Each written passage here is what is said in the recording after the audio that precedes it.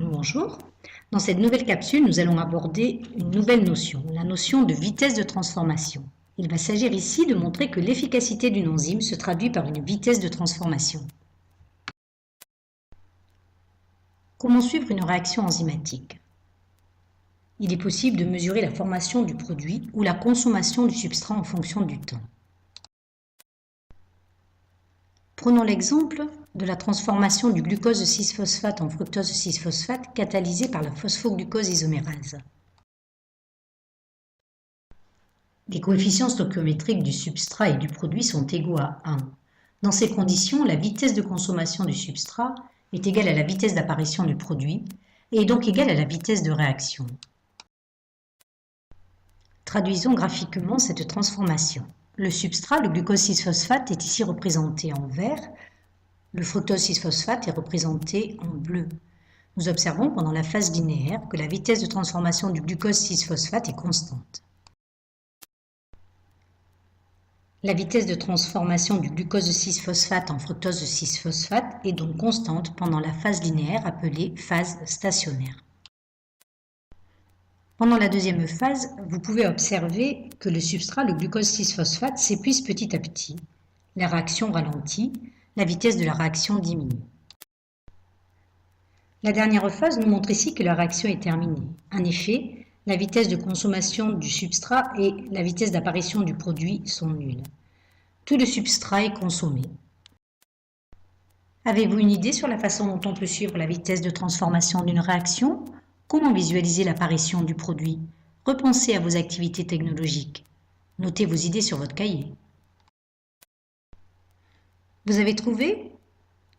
Regardez cette équation de transformation. Le produit est un produit chromogène dont on pourra suivre l'apparition. L'évolution de la concentration du PNP en fonction du temps sur ce graphique nous montre qu'en début de réaction, l'évolution de la concentration en PNP est constante. Le coefficient directeur de la droite va nous permettre de calculer la vitesse initiale. En résumé, on peut donc dire que la vitesse de transformation est le nombre de moles de substrat disparu ou bien de produit apparu par unité de temps. La vitesse de transformation, quant à elle, est le coefficient directeur de la partie linéaire du graphique lorsqu'on mesure la concentration en produit en fonction du temps. Recherchez dans vos activités technologiques et essayez de retrouver les méthodes que vous avez utilisées pour déterminer les vitesses de transformation. Interrogeons-nous encore, essayons d'aller un petit peu plus loin et essayons de répondre à la question de savoir si la vitesse de transformation varie en fonction de la concentration en substrat pour une quantité d'enzymes donnée.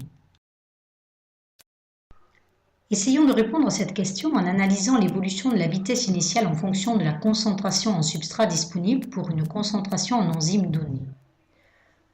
Nous observons que la détermination de la vitesse pendant la phase stationnaire pour différentes concentrations en substrat augmente. Nous pouvons voir que pour une concentration en enzyme donnée, si on continue d'augmenter la concentration en substrat, ici S4, nous remarquons que la vitesse initiale n'augmente plus. Elle est maximale. L'enzyme est alors saturée par le substrat.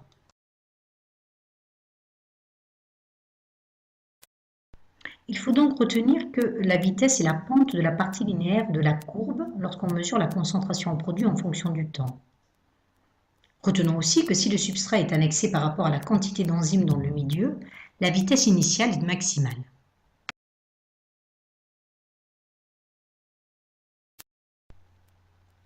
Il est temps pour vous de faire le point.